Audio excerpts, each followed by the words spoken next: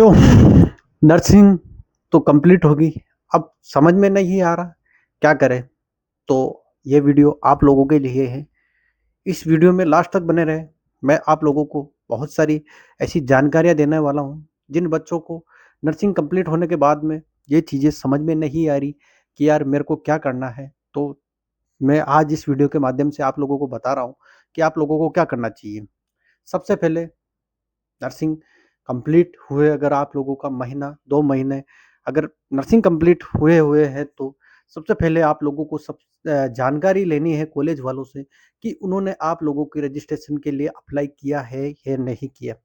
अगर उन लोगों ने रजिस्ट्रेशन के लिए अप्लाई किया है तो अच्छी बात है, नहीं किया तो आप लोगों को ये जानकारी उनको देनी है कि आप लोग प्लीज़ हमारे रजिस्ट्रेशन को जल्दी अप्लाई कीजिए, ताकि हम जो आने वाला नोट सेट का एग्ज़ाम है, एग्ज़ाम नोट सेट हुआ, सीएचयू हुआ, एनएचएम हुए, जो भी वैकेंसी नेक्स्ट में आने वाली है, उन वैकेंसीज़ का मैं एग्ज़ाम दे सकूँ।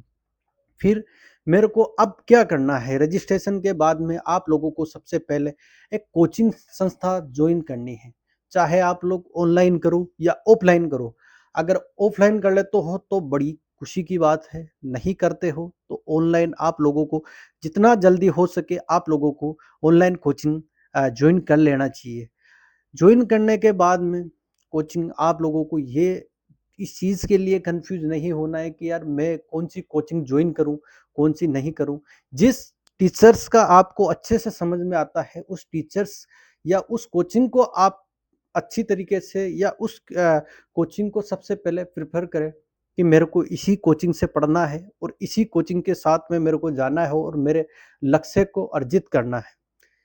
दूसरी बात, आप लोगों को एक ऐसी बुक खरीदनी है जो आप लोगों को अच्छे से समझ में आती हो, जिसकी लैंग्वेज ईजी हो, जिसे आप अच्छे से समझ सकें। और उसके बाद में आप लोगों को डेली एक यूट्यूब पे क्लास लेनी है।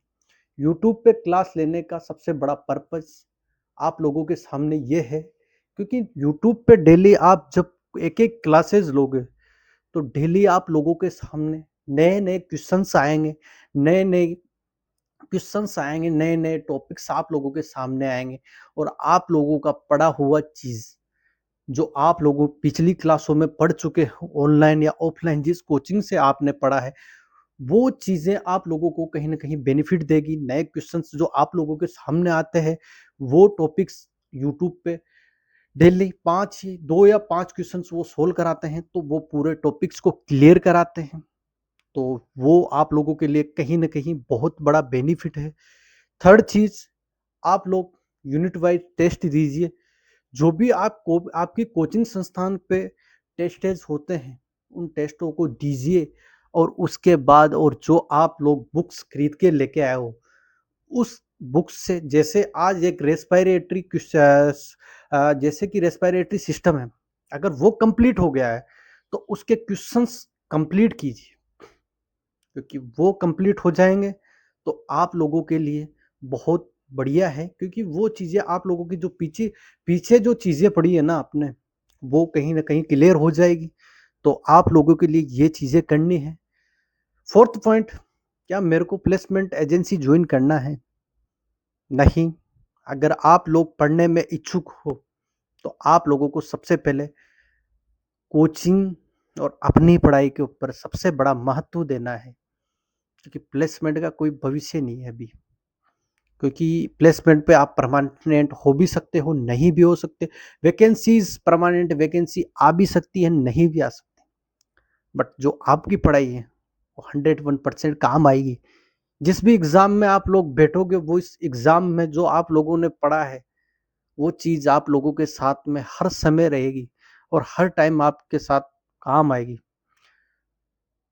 अगर चैनल पे नए आए हो तो चैनल को लाइक कीजिए, सब्सक्राइब कीजिए और अपने दोस्तों के साथ इस वीडियो को साझा कीजिए, ताकि जिन भी बच्चों के माइंड में ये डाउट है कि यार अब नर्सिंग कंप्लीट हो चुका है, क्या करें, तो उन बच्चों के लिए ये वीडियो बनाई गई है। Thank you.